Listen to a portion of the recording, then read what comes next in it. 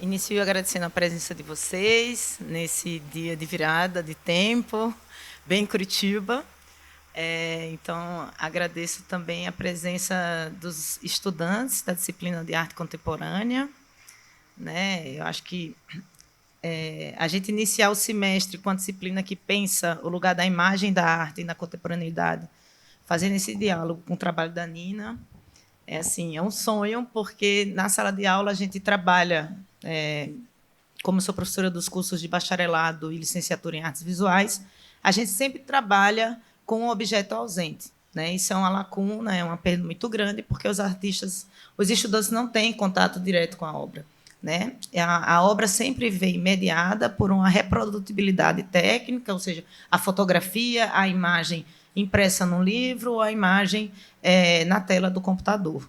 E isso também é um aspecto que a Nina discute bastante na produção dela, enfim, como vocês verão daqui a pouco. Bom, dito isso, eu acho que é importante a gente... vou fazer uma breve...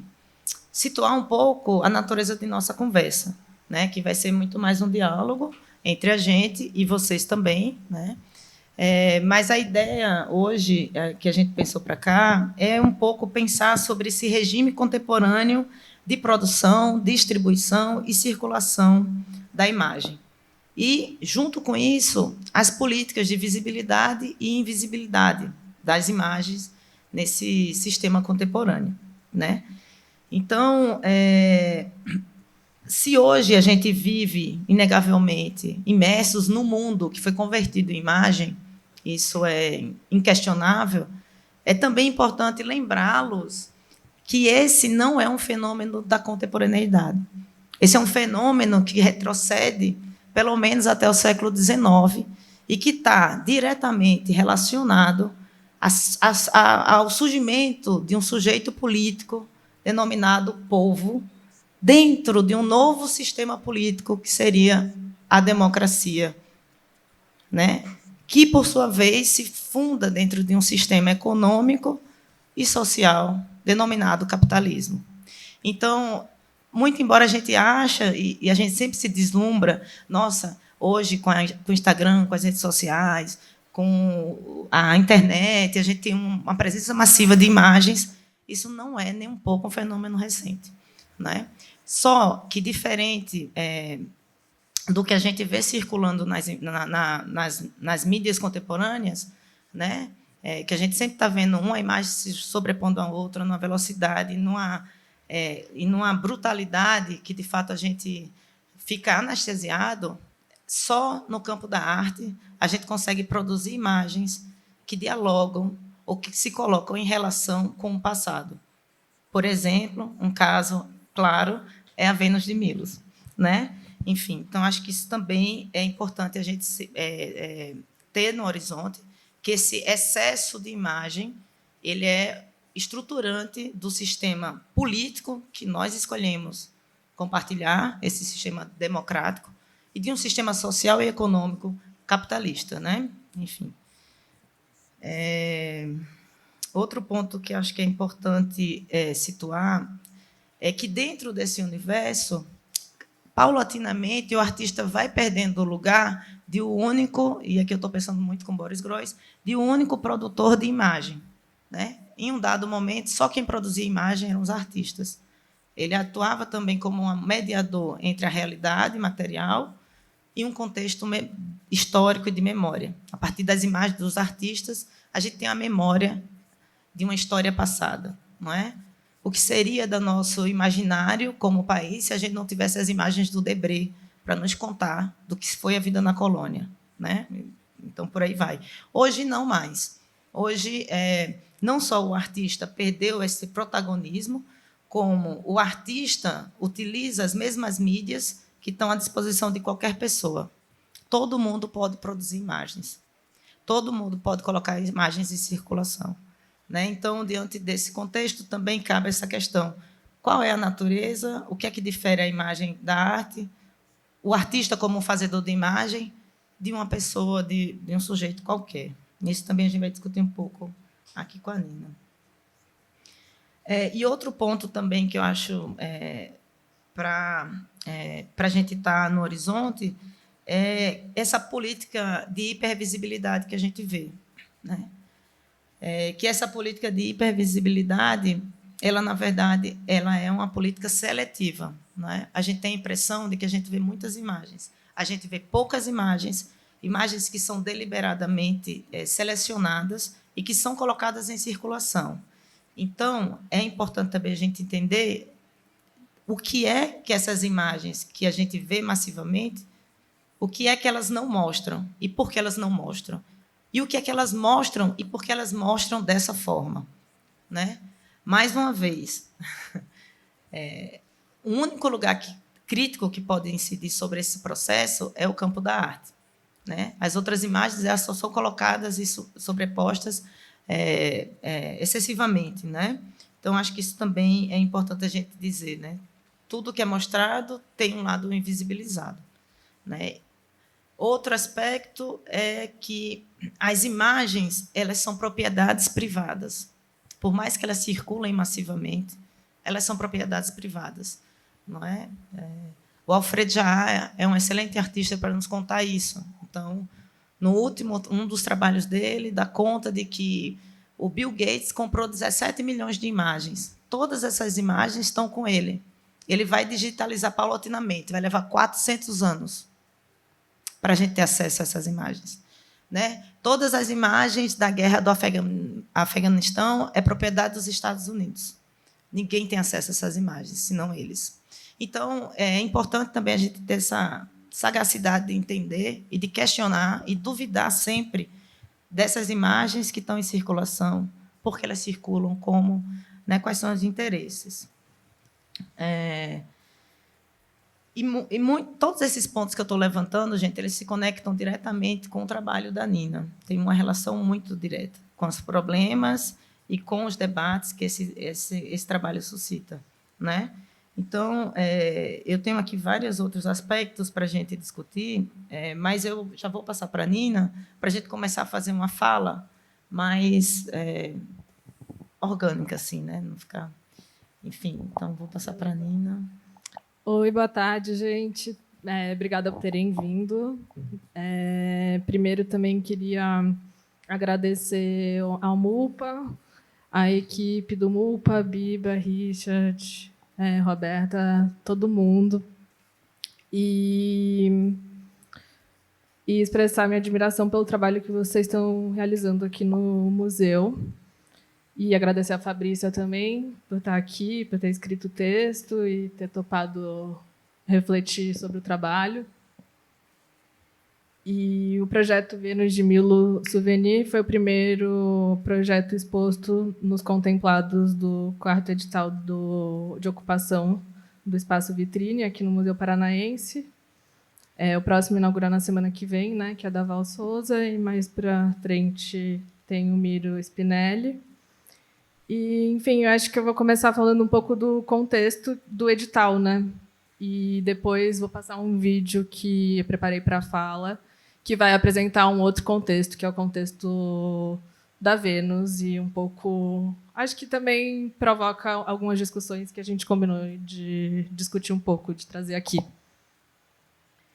E o mote dessa edição da Vitrine era interlúdio. Então, como a Fabrícia já estava falando...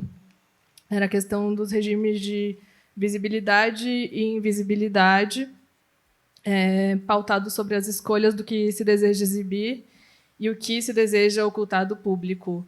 Então, essa relação de construção de imagem com poder, eu achei que fosse algo que tinha a ver com o edital e, enfim, com a proposta para mostrar numa vitrine, que é um lugar de exposição e, enfim, um lugar de visibilidade, que é um lugar comercial, mas, ao mesmo tempo, tem um passado histórico, assim, né? E, enfim, acho que vamos começar com o vídeo, que aí depois a gente continua. Eu continuo falando do projeto mesmo.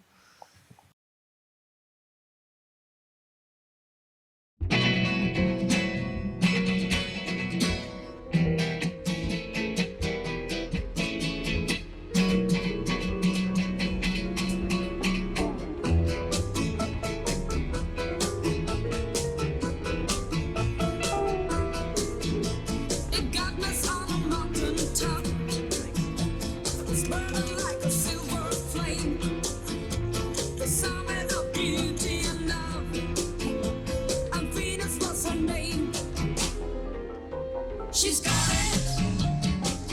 Yeah, baby, she's got it. Well, I'm your Venus, I'm your fire at your desire. Well, I'm your Venus, I'm your fire at your desire.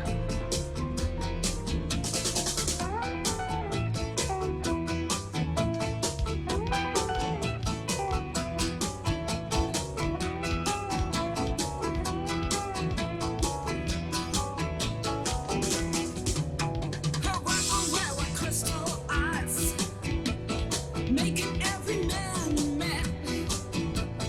Black as a dark night she was, got what no one else had. Wow, she's got it. Yeah, baby, she's got it. Well, I'm your Venus, I'm your fire at your desire. Well, I'm your Venus, I'm your fire at your desire.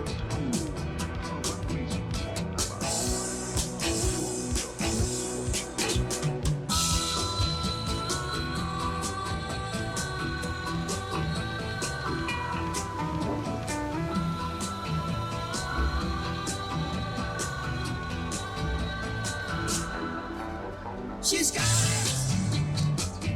Yeah, baby, she's got it.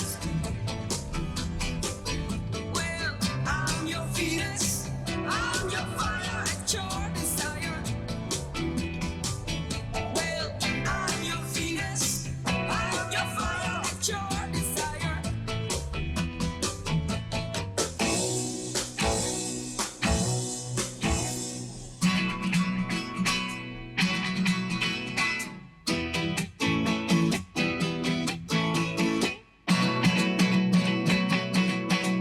Well,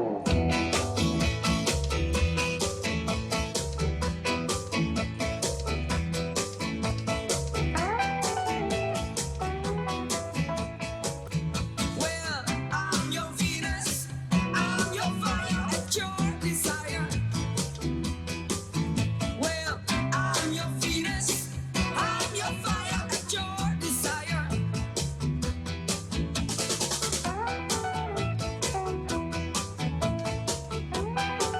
I'm your Venus, I'm your fire at your desire. Well, I'm your Venus, I'm your fire at your desire.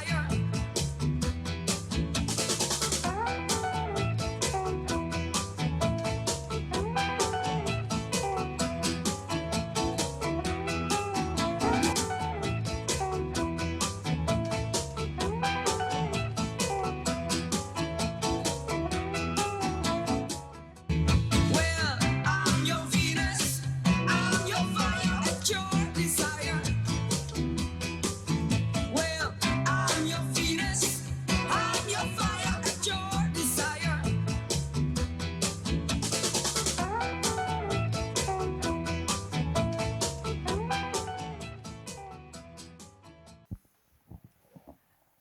Então, achei que fosse mais interessante apresentar já como que a imagem da Vênus circula em diferentes situações para falar dessa fragmentação dela do que começar já falando que ela foi fragmentada, e, enfim. E é isso, essa é uma das teorias que falam que aconteceu com a história dela, né? Não é preciso, porque não é o interesse que essa história da fragmentação seja precisa também. Então, mas ela foi encontrada na ilha de Milos e foi levada para a França. E aí, na França, ela foi logo para o Louvre. E ela já estava em fragmentos e tem uma suposição de que os blocos que completavam a Vênus, eles tinham ido junto, mas não foi o interesse econômico que eles fossem restaurados, enfim. Então, a Vênus, por sua vez, ela foi uma peça que ela já entrou no Louvre para ser uma imagem icônica da França e uma construção política, né? E Então, o vídeo é um pouco uma pesquisa de imagem dessa fragmentação que, sei lá, acho que sempre que a Vênus aparece, ela aparece fragmentada, enfim, ela está sendo quebrada, mas não é um assunto discutido como que ela foi quebrada e como que aconteceu, de fato, a construção a fabricação dessa imagem Vênus de Milo, né? E nesse período tinha uma Vênus já no Louvre, mas ela tinha sido devolvida depois, quando Napoleão perdeu. E então eles queriam ter uma nova Vênus. E voltando para o projeto da edição da vitrine, que o mote era o interlúdio, acho que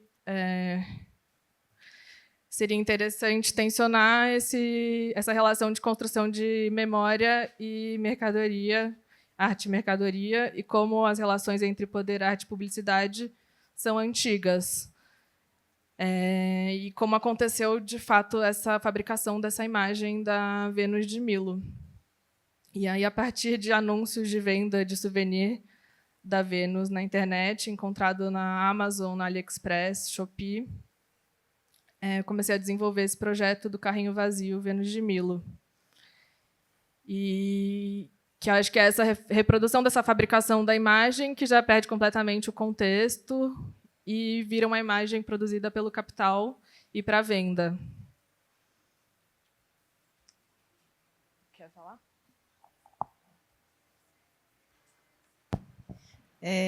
Eu acho que, a partir desse ponto, e depois de ter visto, vocês terem assistido o vídeo, né, vocês perceberem a recorrência da imagem dessa Vênus fragmentada, eu acho que talvez é importante a gente pensar, a partir dessa situação, desse trabalho da Nina, justamente o que diferencia a imagem do artista ou a imagem da arte dessas outras imagens, né? Então, uma das possibilidades para a gente pensar essa diferenciação é que, na imagem da arte, a singularidade da imagem ela é mantida. Ou seja, o artista não trabalha tentando esvaziar completamente ou enquadrar completamente a imagem dentro de uma transparência, dentro daquilo que é uma literalidade, né? Então, a imagem na arte, ela sempre vai aparecer, ou ideal, não sei, né? Pelo menos como eu acredito, como uma alteridade que não se deixa aprender de todo, né? E essa alteridade, essa imagem que se recusa a ser simplesmente uma mera imagem, ela vem muito a partir de um processo de produção material, né? Então, e aqui estou levantando essas questões para a Nina poder compartilhar um pouco do processo dela, porque a técnica ela é uma aliada do capital, as mídias de massa são aliadas do capital, porque elas dão uma escala de produção massiva, não é? E uma repetição brutal. A técnica, na mão de um artista, ela nunca é só isso, ela é uma aliada da imaginação. A partir de um dispositivo técnico, o artista faz coisas inimagináveis, não é? O capital não explora, não amplia, não subverte o que é o destino técnico daquela mídia. Ele só vai usar, explorar e fazer só a propagação daquela mesma imagem repetida, como vocês viram aqui, né? Enfim, então eu acho que isso é bem importante para, a partir desse ponto, Nina, você compartilhar um pouco com a gente do seu processo, porque você lança a mão de dispositivos que qualquer pessoa tem, serigrafia, xerox, vídeo, que qualquer pessoa pode usar para produzir imagens que são, sobretudo, imagens que se voltam, circulam dentro do campo da arte e que trazem uma problemática, né? Em relação com essas imagens que é produzida igualmente, com as mesmas ferramentas pelo capital. E aí eu acho que seria bom compartilhar um pouco dessa sua relação com a técnica, e, enfim. Eu acho que me interessa muito, enfim, eu também sou designer gráfica, né? Então eu acho que tem um trânsito de mexer com imagem que às vezes é diferente, mas muitas vezes tem muitos pontos em comum. E me interessa muito usar algumas técnicas de reprodução de imagem que são ligadas à cópia e trabalhar com o desgaste dessas cópias. Então, não sei, será que eu falo do trabalho? Acho que eu vou meio mostrar um pouco. E aí, essa pesquisa de desgaste de imagem começou... Oi? Tá aqui.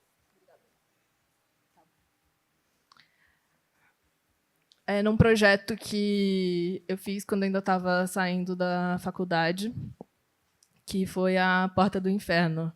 Eu fiz graduação em artes plásticas, comecei a trabalhar com design gráfico também nesse mesmo período. E na faculdade eu fazia escultura. E fui me envolvendo muito com imagem gráfica e com escultura ao mesmo tempo. E a gente tinha várias aulas de escultura e a Porta do Inferno sempre era um trabalho mencionado, enfim, super estudado e uma referência. E tinha essa questão que a gente via a imagem a partir do slide, do PowerPoint, sei lá, do livro, enfim, a partir de reprodução. E aí o projeto de conclusão de curso foi construir a Porta do Inferno em serigrafia sobre isopor no tamanho que ela tem, que são 5 metros por 4. E outra coisa que me interessava também é como você consegue ter uma transição de tempos dos trabalhos, né? Eu acho que como você consegue ter uma relação crítica entre passado e presente, e como esse desgaste também pode atualizar questões contemporâneas. E era um momento, enfim, 2019, o Bolsonaro tinha acabado de ganhar o primeiro ano, né?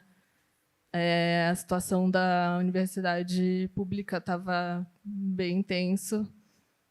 E se formar em artes plásticas nessa época também era uma perspectiva bem desesperadora, sem muita possibilidade no campo de cultura, enfim. E aí, acho que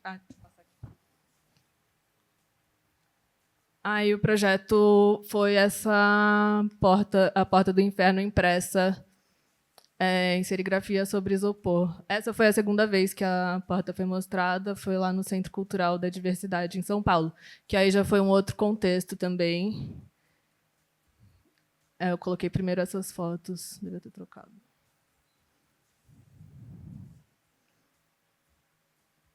Mas, enfim, eu acho que no campo da arte tem essa possibilidade de fazer comentários de imagens que já existem também, né? Então, como que a gente consegue trabalhar com imagens que já existem, copiando e fazendo comentários em cima delas, né?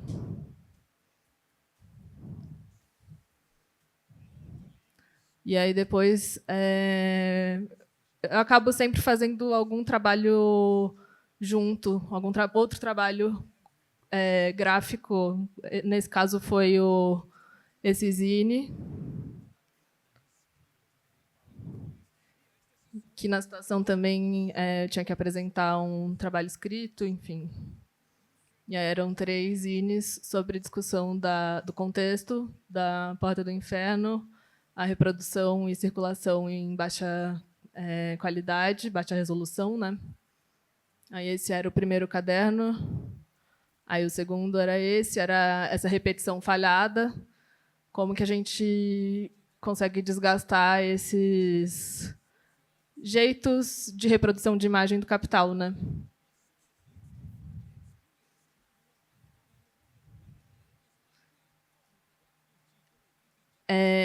Enfim, então essa pesquisa começou aí sobre o desgaste dessas imagens e como recontextualizar as imagens, dependendo do contexto em que elas são expostas, e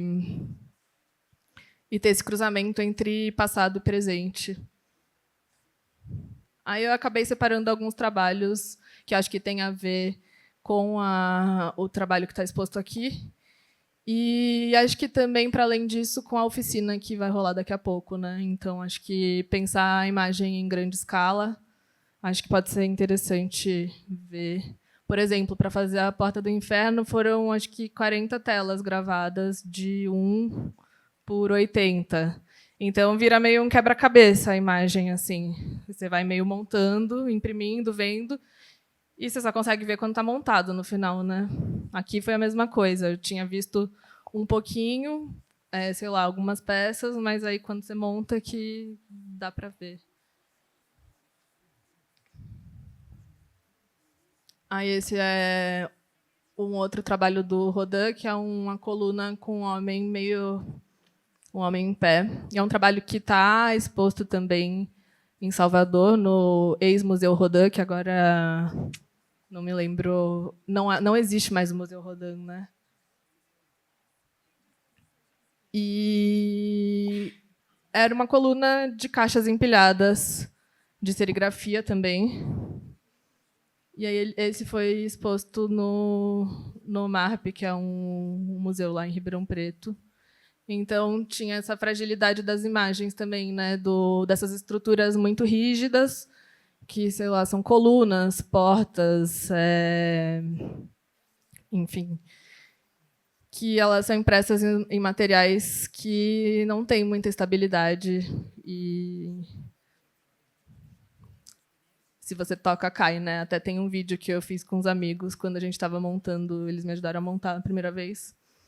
E aí, no ateliê que eu divido com esses amigos, tem um mezanino em cima e aí embaixo tem esse espaço. E aí tinha que subir no mezanino para tentar colocar a última peça. E aí a gente foi umas 3 vezes tentar encaixar a última peça e ela não ficava parada. E, enfim, tem essa fragilidade do material mesmo, que eu acho que é um questionamento mesmo sobre a verdade dessas imagens e desses trabalhos enquanto verdades absolutas, né? E essas imagens que circulam com essa frequência. E aqui foram uns estudos com Durex e Xerox também.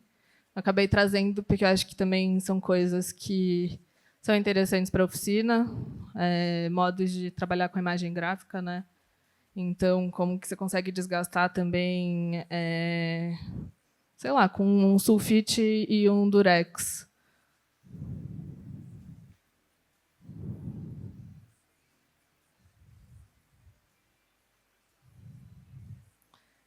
E aí outro projeto que eu achei interessante mostrar também foi a exposição Contar o Tempo, que foi uma exposição que aconteceu em São Paulo, no Centro Cultural Maria Antônia. E a curadora foi a Daria Jaremchuk. E a Daria, ela me chamou para fazer a identidade visual da exposição. E ela me deu total liberdade para fazer o que eu quisesse, assim. Eu falei, eu acho que ela... E tinha essa questão, né, do Maria Antônia ser um espaço super conhecido em São Paulo, histórico e tudo mais, mas que, sei lá, quando você passa lá à noite, está todo mundo do lado de fora e ninguém entra para ver o que está acontecendo. Assim, tem uma faculdade na frente, que é o Mackenzie, e aí as pessoas ficam bebendo cerveja ali fora, enfim. Tem uma relação muito distante desse espaço expositivo para o espaço externo, né? E aí eu acabei sugerindo, que acabou virando um trabalho da exposição também. Ficou nesse meio de caminho que me interessa muito, que é entre um design gráfico e artes plásticas, né? Que era uma sinalização, mas ao mesmo tempo também era um trabalho, que foi essa fachada de serigrafia.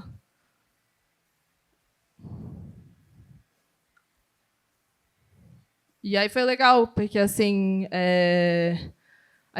eu fiz em alguns dias, né? E aí alguns amigos me fizeram comigo também. E aí tinha uma coisa de colocar as letras, né? Primeiro imprime em sulfite e aí depois você vai imprimindo na parede. As telas, elas eram grandes também, tinha tipo 1 metro por 80.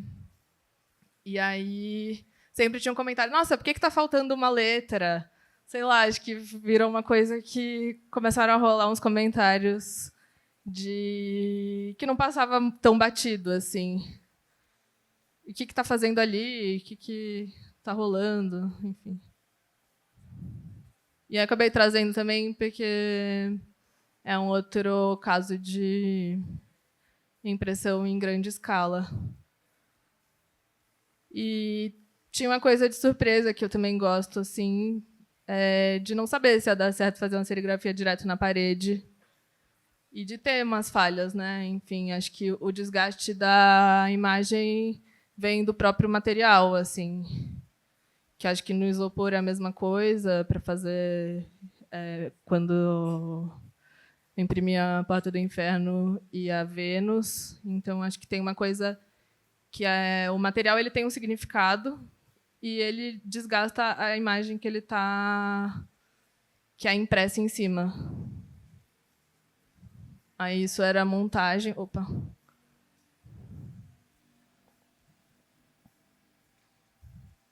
Enfim, mais para ver a escala. E é sempre esse quebra-cabeça, que daqui a pouco também tem umas imagens que a gente já separou, aí vocês vão poder montar e eu mostro com mais precisão como que é. Aí meio para ver a escala.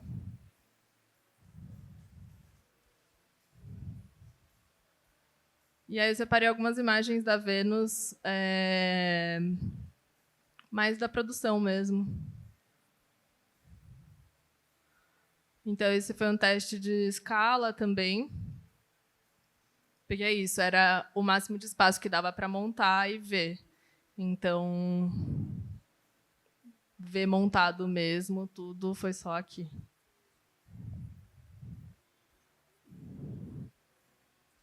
E aqui também é o desenho dos lambes. Isso é uma impressão, uma transparência para gravar a tela ainda. Então, era um módulo que, na montagem, também acabou mudando, enfim. Tem uma outra variação.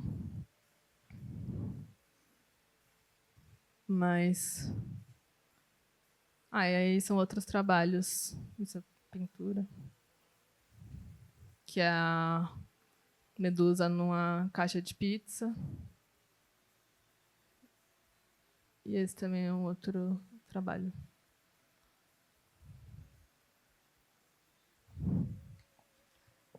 Mas, enfim, acho que sobre o processo de fazer imagem,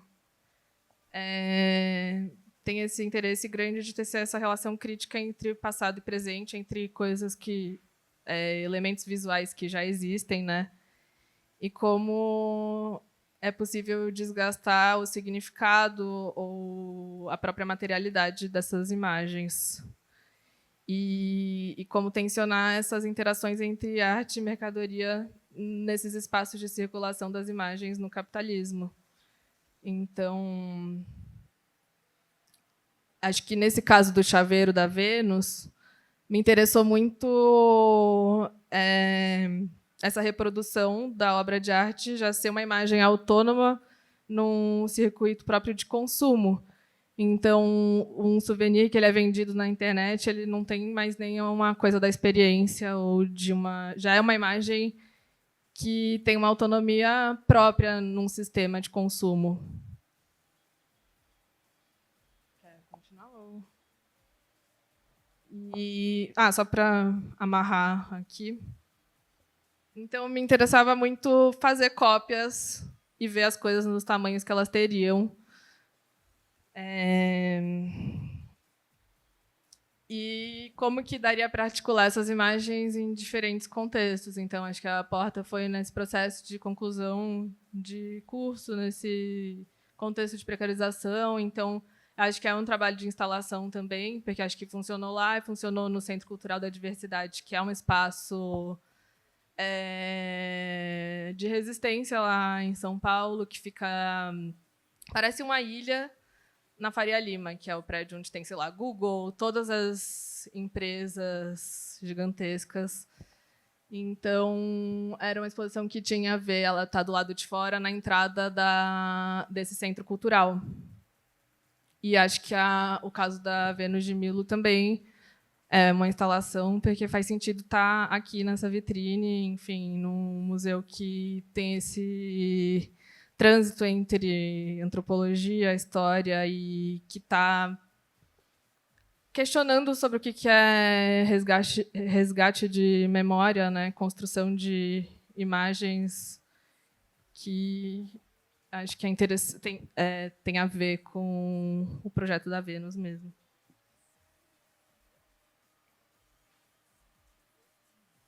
E como que é possível tensionar essa relação entre construção de imagem e poder, né? Porque acho que todas essas imagens que a gente vê em curso de artes, enfim, são imagens poderosas, né? São imagens icônicas que às vezes a gente vê e nem sabe muito como exatamente por que a gente está vendo, qual é o contexto, por que elas chegaram no lugar em que elas chegaram e outras imagens não chegaram no lugar que elas chegaram, né? Então acho que é sempre uma escolha de visibilidade mesmo. E acho que isso é interessante, como que dá para desgastar e explodir esses códigos a partir de coisas que já estão existentes, né? Como que copiar uma imagem pode ter um processo de reflexão também.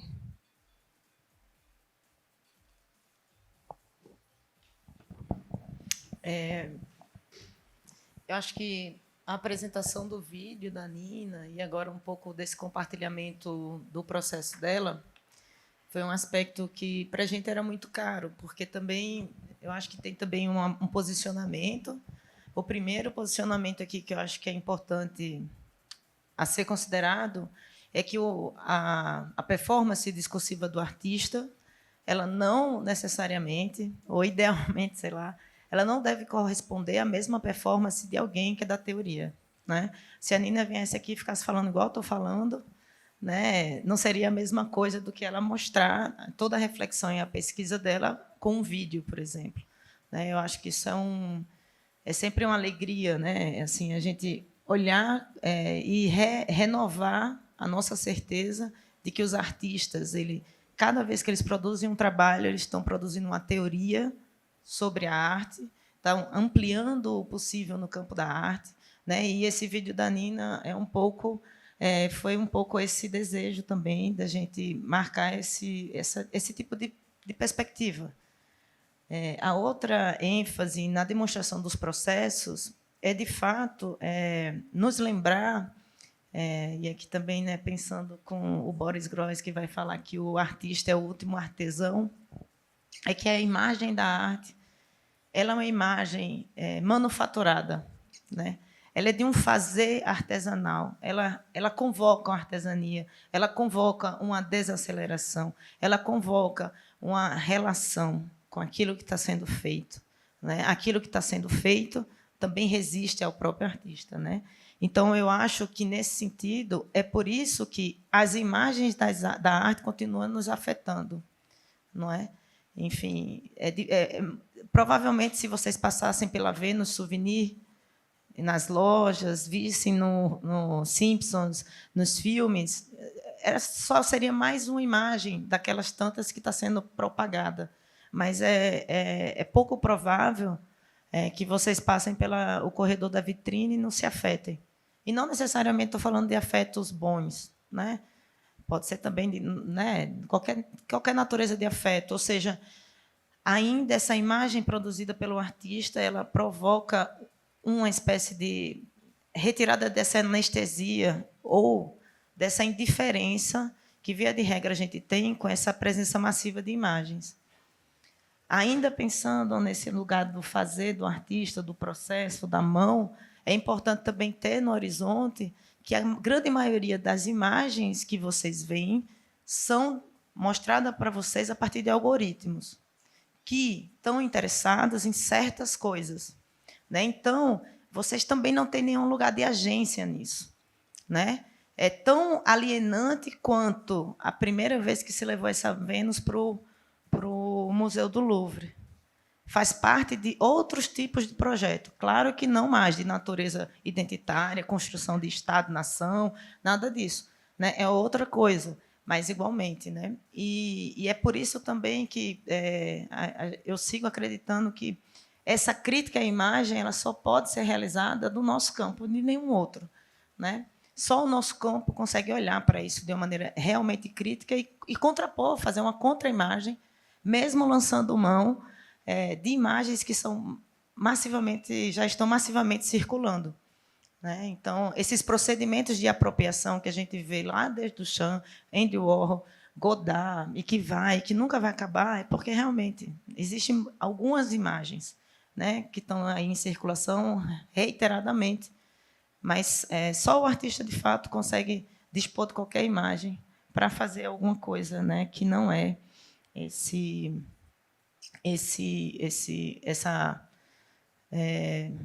essa imagem anestesiante do capital, né?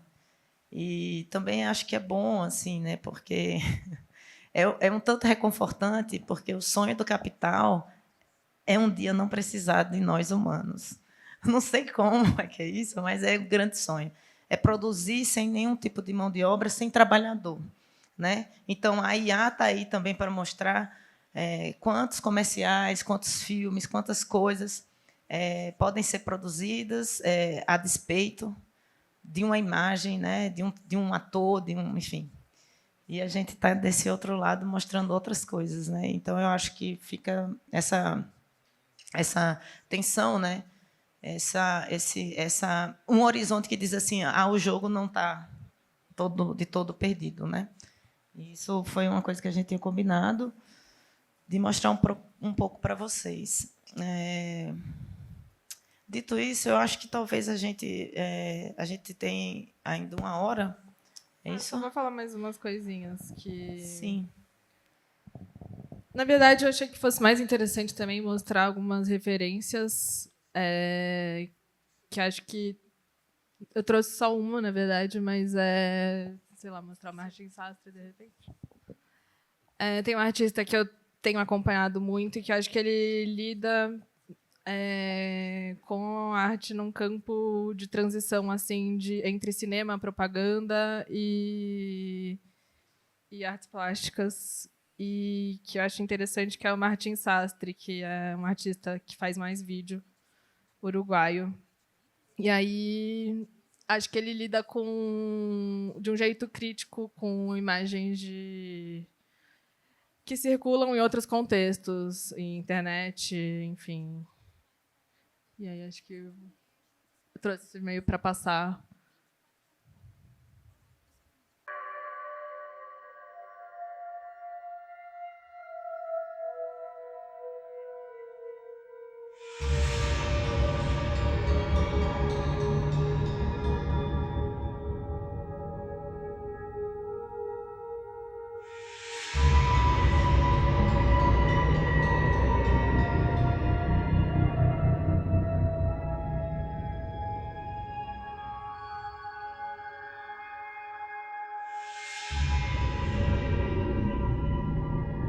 Hola amiguitos, bienvenidos a la Fundación Martín Sastre.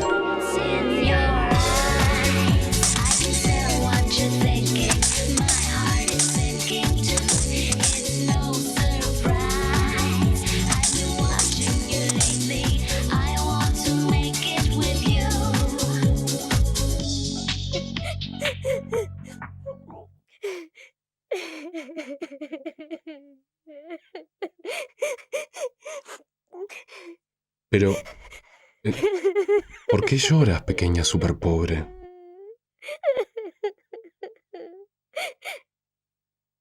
Es que la NASA no me entiende. Estoy harta de ser un adorno antropológico. Quiero ser arte y triunfar en Europa.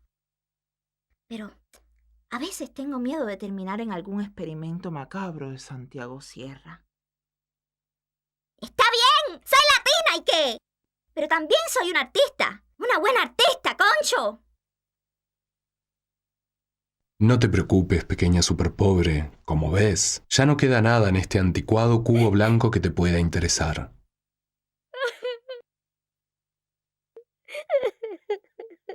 Sin embargo, en el ciberespacio tienes un lugar donde puedes presentar tus maravillosos proyectos a miles y miles de galeristas, curadores, políticos y público en general de toda Europa.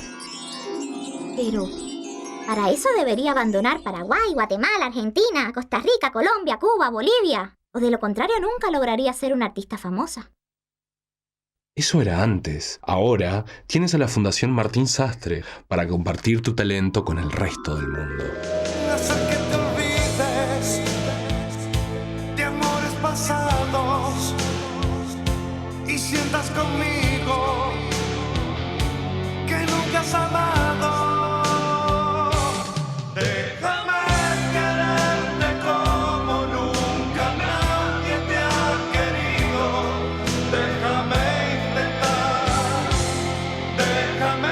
intentar. Ahora me tienes a mí y a un gran número de socios que desde nuestra fundación nos encargaremos de conseguirte lo único que nunca podrás encontrar en Montevideo, Managua, Asunción, Antigua, Lima o Camboriú. Euros. Exacto, porque gracias al sistema de mecenazgo a distancia de la Fundación Martín Sastre, miles de artistas como tú pueden recibir directamente desde Europa la moneda más fuerte del mundo a través de una simple transferencia de crédito. Y así, pequeña, estarás recibiendo para tus proyectos el mismo dinero que tu propio gobierno corrupto envía a esta parte del planeta. Don't have nobody to call my own. Please turn on your magic beam. En Europa, mucha gente piensa como nosotros, pequeña, y saben que adoptando a un artista latinoamericano, todos hacemos que nuestro planeta sea un lugar mejor. I love you, Daddy Warbucks. Prada para todas. Prada para vos.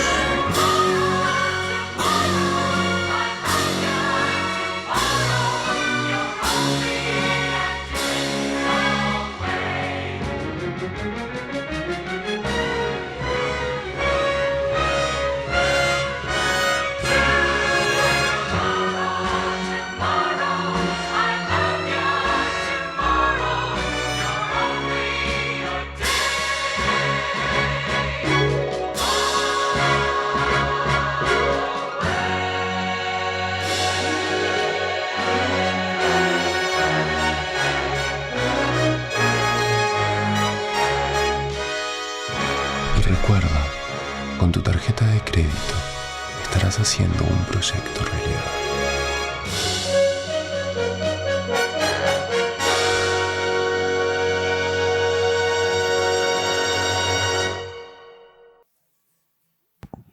Enfim, acho que é um artista que eu tenho visto bastante e que eu acho que ele levanta questões, primeiro, que eu acho interessante, que ele trabalha muito com um ponto de humor e de não ser uma coisa... de falar assuntos sérios de um jeito pesadão, assim. E eu acho que ele entra num campo de propaganda que é interessante, porque ele cruza um pouco, e que acho que me interessa muito em relação a artes e design gráfico, que é como você consegue trabalhar com a imagem de um jeito crítico, independente do campo em que você está trabalhando com a imagem, né? No caso dele, sim, ele está expondo... Enfim, o vídeo circula na internet também, ele tem um site, é bem legal, quem tiver interesse de ver depois. Mas eu acho que ele usa a propaganda para fazer uma reflexão crítica, e eu acho que isso é interessante. Então, como que dá para usar mecanismos de mercadoria para trazer reflexões críticas? Então, eu acho que, no caso dele, é um caso interessante de ver como ele copia um jeito de trabalhar com a imagem para falar de uma outra coisa. Como ele se apropria da linguagem mesmo, né, para fazer um trabalho. Enfim, eu acho que isso no campo de artes é muito legal, porque eu acho que tudo é material no final das contas, né? Não é só a serigrafia ou o vídeo, ou, enfim. Tipo, acho que não tem muito esse limite de lidar com material e com cruzamento de tempo, né? A gente estava falando muito disso também mais cedo, que em artes tem uma coisa que você pode cruzar um tempo, existe um campo específico que não tem uma exigência discursiva, às vezes, diferente de, sei lá, das ciências sociais, da filosofia. Eu acho que é outro jeito de... É um campo específico de reflexão mesmo, né? E que acho que é diferente do design, enfim, ou da propaganda. Mas acho que tem, sim, cruzamentos que dá para a gente trabalhar com imagens de uma maneira crítica nesses outros campos. E acho que, enfim, isso é interessante. Eu acho que esse caso, né, do Martim, mas também o da Nina e de tantos e tantos artistas que, na verdade, eles não estão muito interessados ou preocupados em construir uma imagem original, mesmo porque isso não existe, mas se apropriam de imagens, nos faz lembrar que a nossa grande educadora sempre foi, segue sendo, as imagens, né? Então, assim, a gente tem algo como 5.000 anos de escrita. Desses 5.000 anos, a gente tem, sei lá quantos mil anos que um número reduzido de pessoas conseguiam ler e escrever. Então, a gente segue aprendendo com as imagens. A imagem, uma iconografia religiosa, né, a crente rezando com essa mão, ela jamais poderia ser construída se antes a gente não tivesse visto as mãos nas cavernas, as mãos espalmadas naquelas cavernas, nas grutas, pelo homem pré-histórico. Então, isso para dizer que, como a gente está aprendendo aqui, né, a gente aprende, é por isso que para o artista é o próprio mundo que se apresenta como um lugar educador. Essa atenção e o olhar do artista para essas imagens que circulam massivamente e, desde esse lugar, conseguir lançar perguntas para aquilo que a gente não está vendo, né? Então, diferentemente de muitas vezes que a gente vai passando batido, né? Como vocês veem no videozinho, no vídeo da Nina, ou mesmo agora no do Martim, é todo o procedimento, é toda uma simulação, um simulacro, em cima, né, dessa imagem que a gente já está tão cotidianamente. E o que é interessante é justamente a gente se pegar surpresa pela sagacidade dessas imagens que sempre, às vezes, circularam no nosso horizonte, que a gente nunca se interrogou, né? Então, assim, tantas e tantas teorias, tantos livros para perguntar o que é ser um artista latino-americano. E aqui você tem uma possibilidade, né? Esse artista pobre adote, a Europa adote, não quero ser exotizado. Você tem todas as discussões teóricas, epistemológicas, que seguem ainda, sendo perguntas no nosso campo, está aqui. Né? Enfim, acho que esses são aspectos para a gente pensar, são lições. Outra coisa que também é importante, gente, enfim, que a gente também tem que entender que, diferente de outros lugares, a gente aprende com essas imagens mesmo, né? Então, a pergunta da Nina ou a pergunta do Martim já foi colocada, né? Assim, como até no texto da Vênus eu coloco assim, né? Uma espécie de um reconhecimento em perguntas que nos antecederam, em processos e práticas que nos antecederam e que faz com que a nossa própria produção amadureça, né? Acho que isso é importante também para os artistas também levarem em consideração, né? Não sei se a Nina quer fazer algum comentário. Não, acho que só completando também, né? Acho que tem um lugar de fazer e não saber onde isso vai dar, né? Também que é interessante. E que acho que é um lugar de risco mesmo, né? Que acho que até a Dora Longo Bahia, que ela é orientadora de um grupo que eu participo, e a gente discute muito isso, né? Esse lugar de risco que você tem um projeto e, quando esse projeto vai para a realidade, né, vai para um mundo material, ele vai virar outra coisa completamente diferente. Então, acho que Não sei, é interessante também esses desapegos e não se levar tão a sério, às vezes, nessas coisas, né? Ter um pouco de humor para falar de umas coisas que são bizarras, enfim, que... Imaginar um pouco também, né, o que poderia ser a partir de um processo de fazer, né, um processo material. Acho que isso que é outra diferença, né? Ao invés de a gente pensar essa imagem que é transparente, que está destinada e orientada a um fim específico, seja ele qual seja, pensar essa imagem como uma alteridade mesmo, né? A partir do momento que ela está no mundo, os destinos dela, assim, né? Enfim, o artista já não tem muito mais controle e esse outro aspecto da produção artística da Nina que a gente também vê. Acho que você vai comentar que num processo publicitário, enfim, né, não tem muita margem para ambiguidade. Quando se existe uma ambiguidade, dá ruim. Vocês viram agora a imagem do Biden com o boné do Trump, o que é que deu, né? Ou, enfim, agora que a gente está nessa campanha política massiva com distribuição de imagens, vocês podem colecionar essas imagens, esses santinhos de artistas e ver como é que é feito isso, né? Bom, mas eu acho que a Nina, e diferente no processo artístico, os erros, os não previstos, tudo isso às vezes é bastante, às vezes é o que faz o trabalho, na verdade, muitas das vezes. Eu acho que esse lugar de risco, ele é meio amedrontador, mas é legal, assim. Não sei, eu até trouxe um exemplo, porque na semana eu estou começando a fazer um zine da Vênus mesmo, e aí, enfim, eu queria imprimir em cima de algumas folhas que sobraram dos lambes. E aí, imprimir em cima do manilha é bem difícil, porque o manilha é muito fino, então nem sabia se ia dar certo passar o manilha numa impressora ou não, enfim, qual impressora. E aí eu fui numa gráfica que eu vou, enfim, conheço o pessoal e eles topam fazer essas coisas, experimentar, né? Porque acho que é uma das únicas gráficas que eu conheço que eles topam, sei lá, passar um papel super fino para ver o que vai dar, enfim. E aí a folha, a primeira impressão foi ótima, tipo, ficou muito legal. A segunda, também. Aí fiz frente e verso. Aí, na terceira,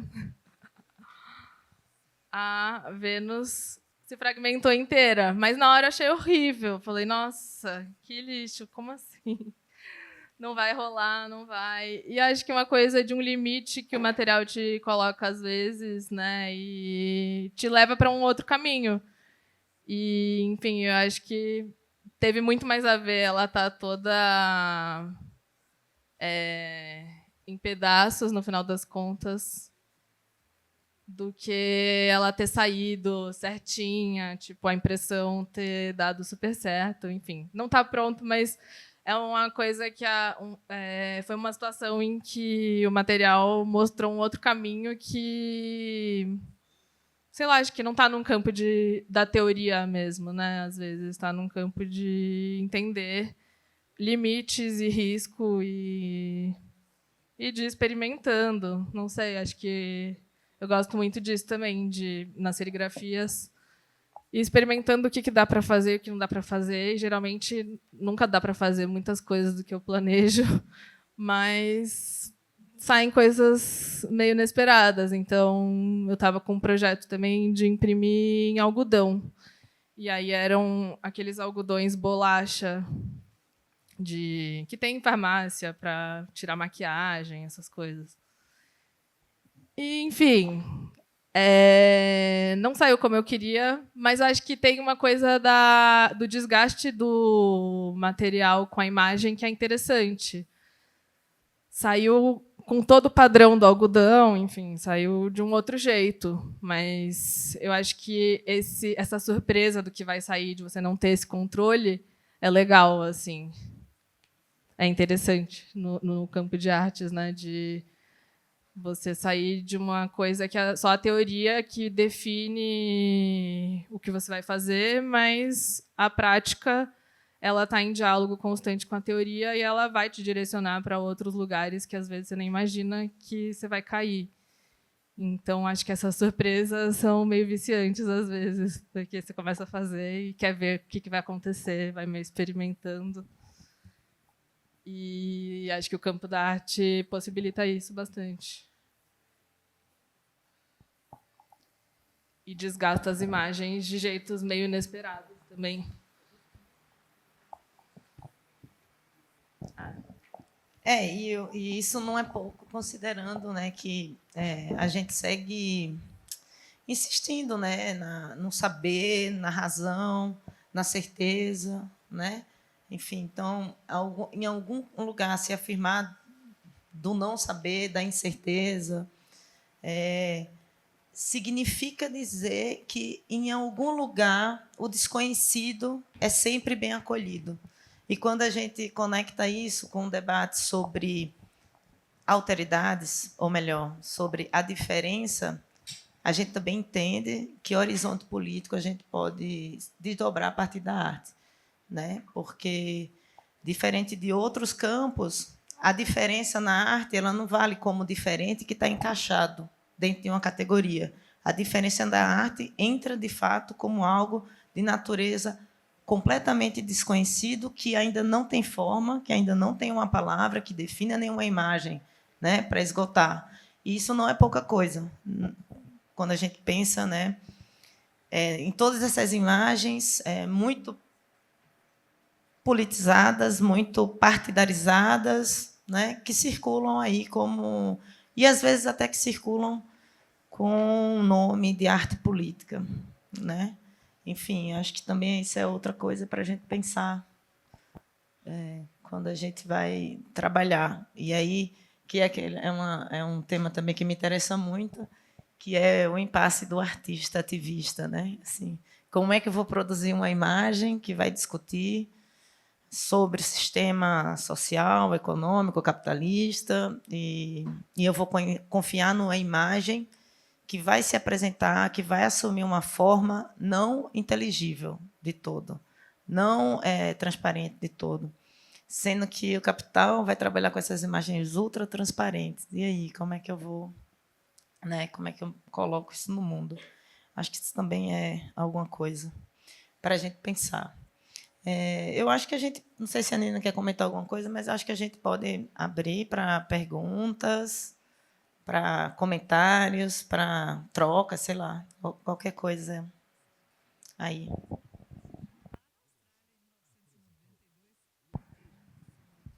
Se alguém tiver alguma pergunta, ergue a mãozinha que eu vou até vocês.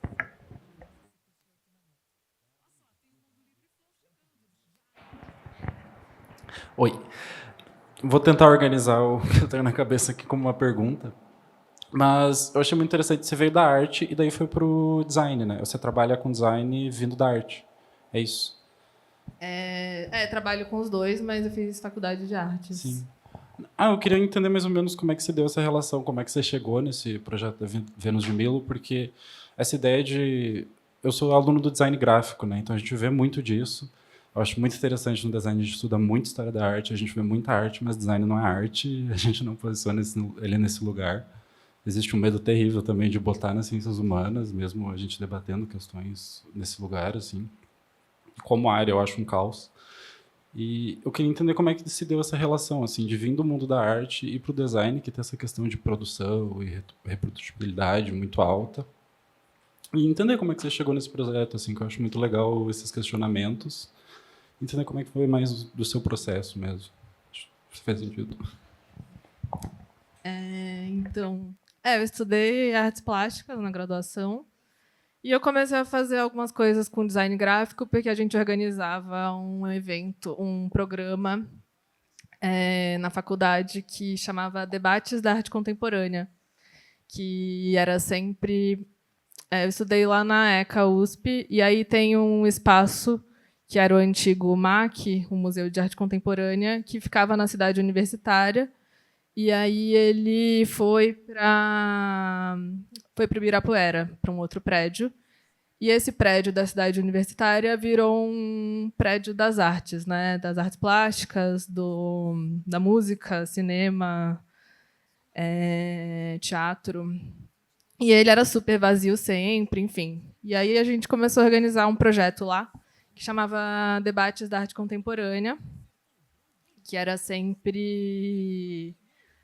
a gente convidava um artista que algum aluno estivesse interessado em estudar, pesquisar, tivesse a ver com a pesquisa, e um curador que também tivesse relação com o projeto desse artista. E aí o aluno estudava, os dois, né, fazia perguntas e fazia a mediação da mesa desse artista com esse curador. E aí a gente fez esse projeto, enfim, a gente fazia acho que uma vez por mês, era uma segunda noite. Aí era sempre super vazio, tipo, ninguém queria ir para a cidade universitária à noite para ver um debate segunda, enfim. Mas para a gente foi super legal.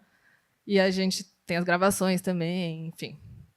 Mas eu estava nesse grupo de alunos organizando, e a galera que estava organizando comigo era mais da teoria, então ninguém queria fazer muito a parte dos flyers, das coisas, né?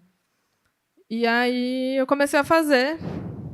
Aí depois me chamaram para fazer a programação do EDA, que é esse espaço.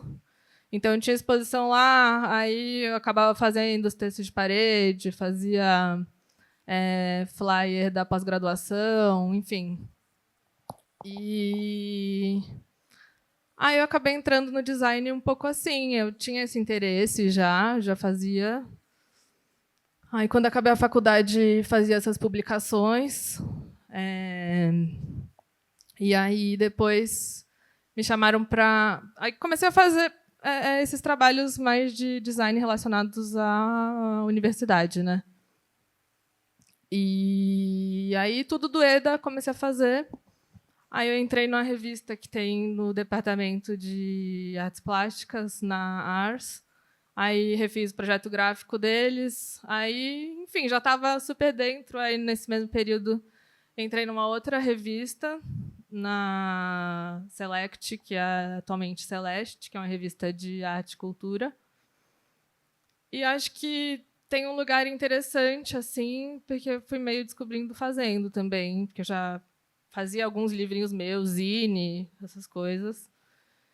E entender como que funciona essa circulação de imagem nesses diferentes contextos, eu acho que é algo que alimenta meu trabalho também, assim.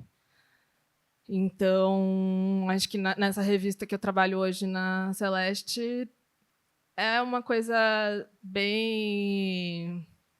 Tem um espaço para propor coisas, né? Relações de texto e imagem, mas eu não sei, acho que no design é difícil que tenham tantos lugares que tenham esse lugar de reflexão de imagem, né?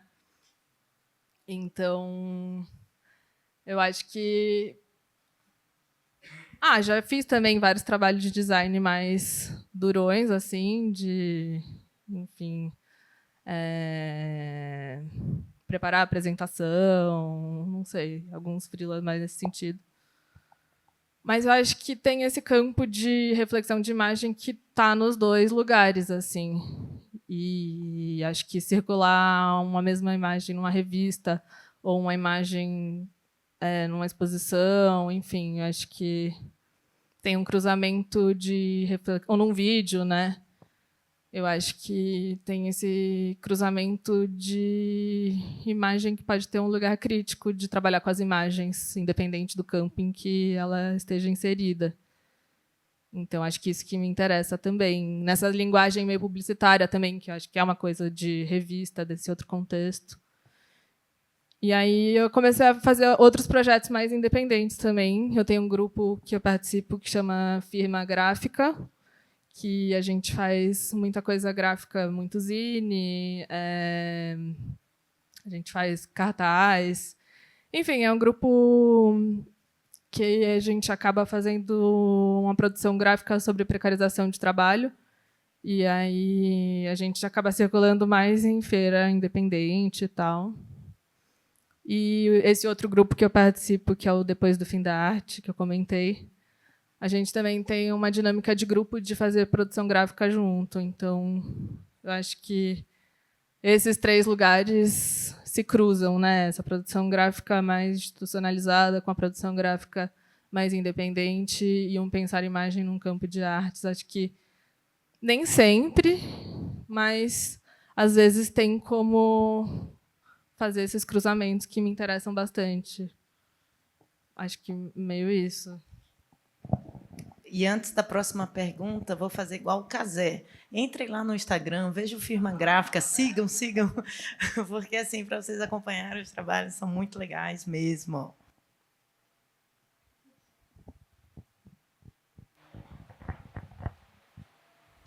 Boa tarde. Eu não sou da área, então talvez eu possa fazer uma pergunta boba, mas quero parabenizar pela sua exposição e perguntar assim, talvez a professora possa responder. Até porque, como eu não sou da área, a minha pergunta é assim, a arte é para todo mundo? E outra coisa também,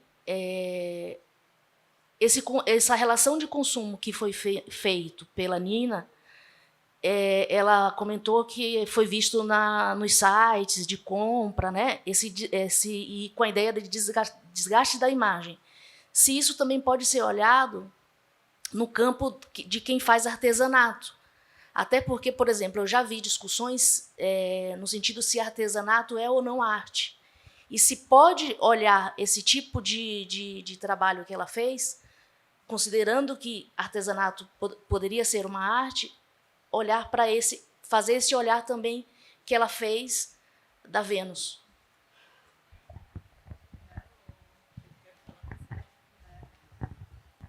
Eu acho que é justamente interessante esses pontos de transição em que as coisas não têm nome, né? Eu acho que o jeito crítico de lidar com a imagem pode estar inserido no artesanato, ou pode estar num campo de arte, ou pode estar no design gráfico, ou pode estar na arquitetura, ou enfim. Eu acho que tem cruzamentos em que as coisas não estão tão dentro das caixas, assim, e que eu acho que é uma besteira a gente ficar também tentando inserir elas nessas caixinhas. Sei lá, acho que qualquer campo pode ter ser um provocador de reflexão independente e ter cruzamentos.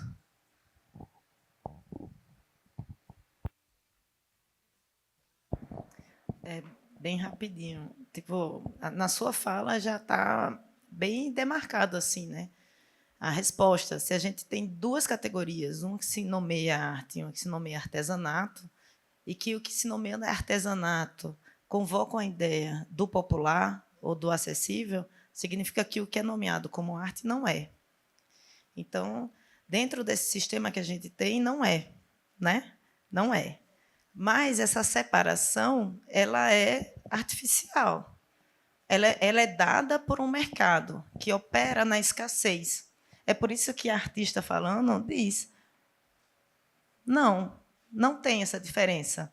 Para o artista, eu acho que isso não... Sabe, assim, o artista que está produzindo... Acho que ele quando ele está produzindo, ele não pensa, eu estou produzindo uma obra de arte, sei lá, não, assim, né? Enfim, mas eu acho que tem coisas diferentes. Tem instituições que separam, né? E a gente tem a medialidade do museu para dizer que a gente pode acessar certas imagens ainda bem, né? Museu público, essas coisas. Mas essa é só uma separação dentro do sistema que a gente vive, que é o capitalismo, né?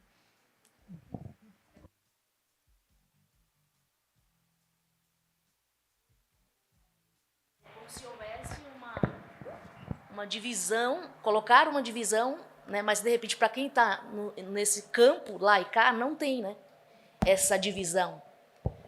Talvez. Porque assim, tudo tem a ver com a acumulação de capital, da minha perspectiva, né? Então, imagina, se você faz um trabalho e você vende ele a R$5, quem lucra com isso? Agora, se eu faço um trabalho e eu compro esse trabalho por 40 mil, Eu não posso comprar, você não pode comprar, vai ter uma pessoa que compra. Aí tem especulação, tem, enfim, são vários, né, dispositivos. Mas isso assim, isso é uma coisa, que é um sistema. Outra coisa é o campo da produção, da arte, do fazer, sabe?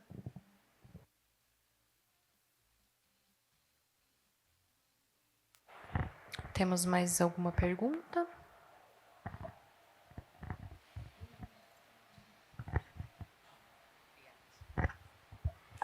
Boa tarde. Oi, Nina. Oi, Fabrícia.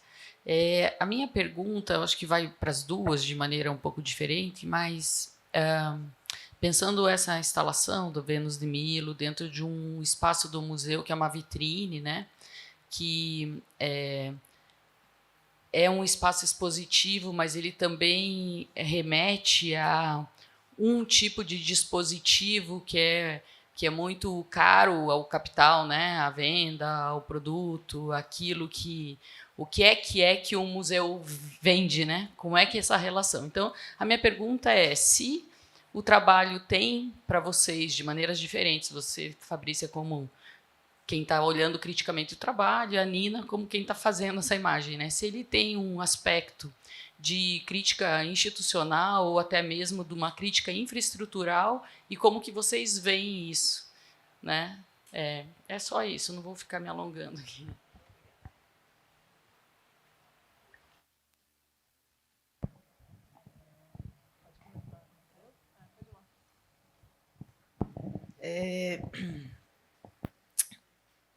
Eu fiquei muito feliz de ter encontrado esse trabalho, né?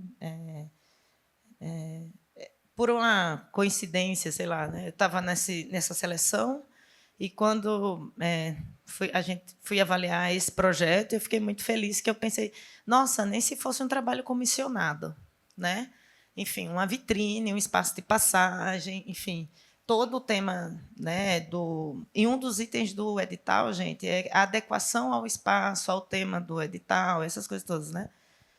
E vi ali condensado, nessa proposta, todas essas discussões que são de natureza de uma crítica. Eu não nomearia como uma crítica, eu não localizaria como uma crítica institucional. Eu acho que é um trabalho muito mais abrangente e de uma complexidade muito mais vascularizada do que um olhar endereçado a uma crítica pontual, a uma instituição, mesmo porque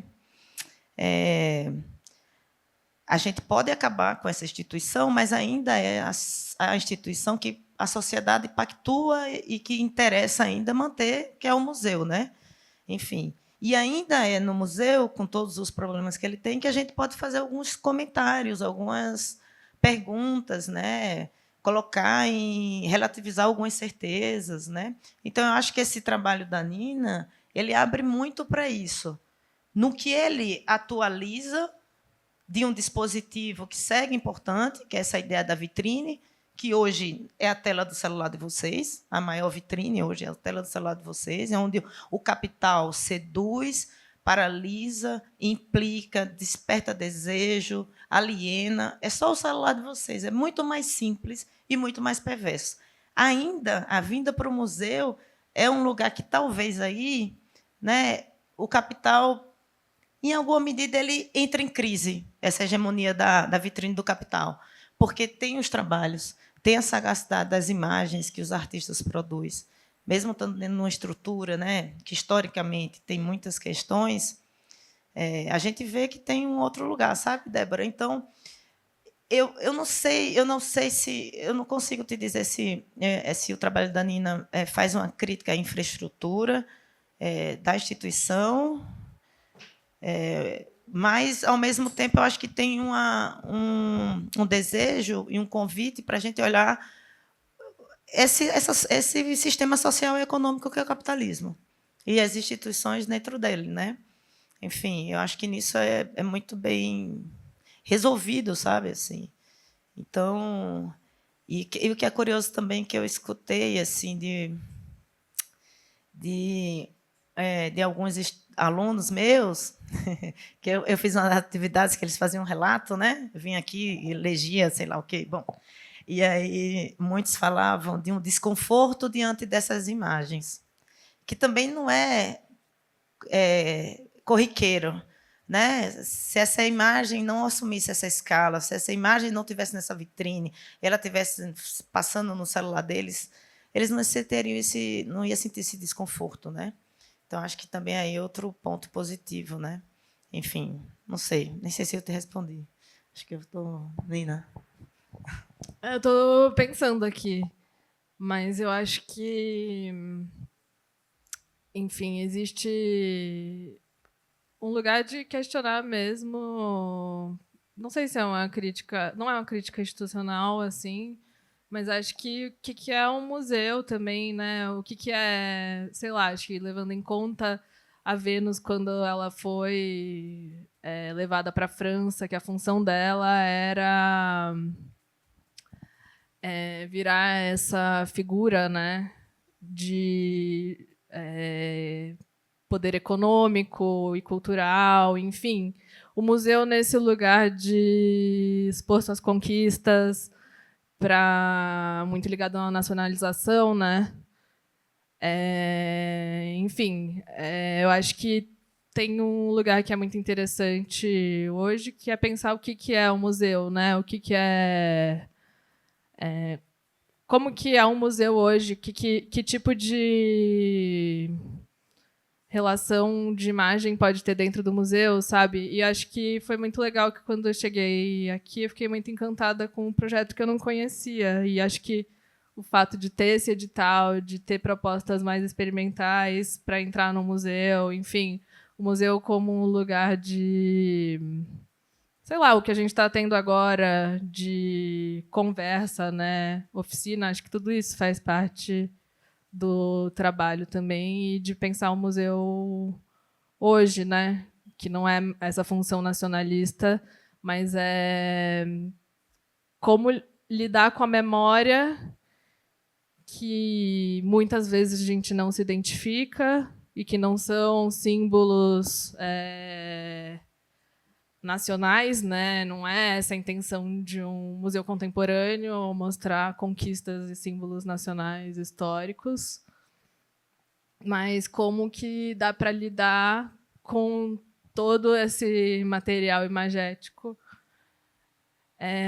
levando em conta o passado e pensando o que isso significa hoje, né? Então eu acho que o projeto da Vênus ela entra um pouco nesse campo de entender como esse valor econômico ele está presente hoje, mas de um outro jeito, e que arte e mercadoria também são intrínsecos nesse lugar, assim, né? Tipo, tem um lugar de produto que da própria imagem, né? A imagem já é um produto, então, independente do meio de circulação, eu acho que ela já tem um lugar econômico de troca ali que é interessante, né? Eu acho que experiências já são produtos, né? Tipo, assuntos que estão na moda são produtos. Enfim, acho que tem uma coisa de que é muito difícil achar o que não é produto, no final das contas, nesse contexto, né? Então, eu acho que ser uma coisa assumidamente um produto era uma intenção de tensionar essa relação mesmo, de o que é essa relação econômica, cultural e de imagem, e como que a propaganda, a economia estão ligadas a relações de poder, né? Eu até estava passeando ontem no museu com a Roberta, né, que a gente acabou escolhendo alguns trabalhos para fazer oficina e estava lendo uns textos, e assim foi muito legal, porque quando eu tinha vindo montar não tinha conseguido ler com calma, tal. E aí tem um texto que fala do Dom Pedro II, né? Como Dom Pedro II ele foi uma imagem fabricada, né? Ele foi um ícone ali que era para ser uma representação política e tinha essa relação econômica. Então, acho que como a construção de imagem e poder, elas são sempre ligadas. E, enfim, eu acho que é mais uma atenção em relação a isso, a algum dos pontos da proposição, mais do que... acho que é tensionar o que significa um museu hoje, né? Qual é a função de um museu hoje, que um museu contemporâneo pode propor de reflexão e quais formas isso pode acontecer, enfim. Acho que mais nessa chave, assim. Não sei se respondeu, mas estou pensando ainda na pergunta. Se eu pensar em mais coisas, depois eu te falo. Pessoal, então a gente vai encerrar a mesa agora, que a gente tem uma oficina também. Agradeço a presença da Nina e da Fabrícia e de vocês também. O pessoal que vai ficar para a oficina, a gente vai fazer uma volta breve agora pelo museu, mais ou menos uns 30 minutos. Depois eu libero vocês também para ir ao banheiro, beber água, enfim, para a gente voltar aqui para a sala que vai ser montado o ateliê às 4h30. Então vou pedir para vocês me acompanharem agora aqui para o segundo andar.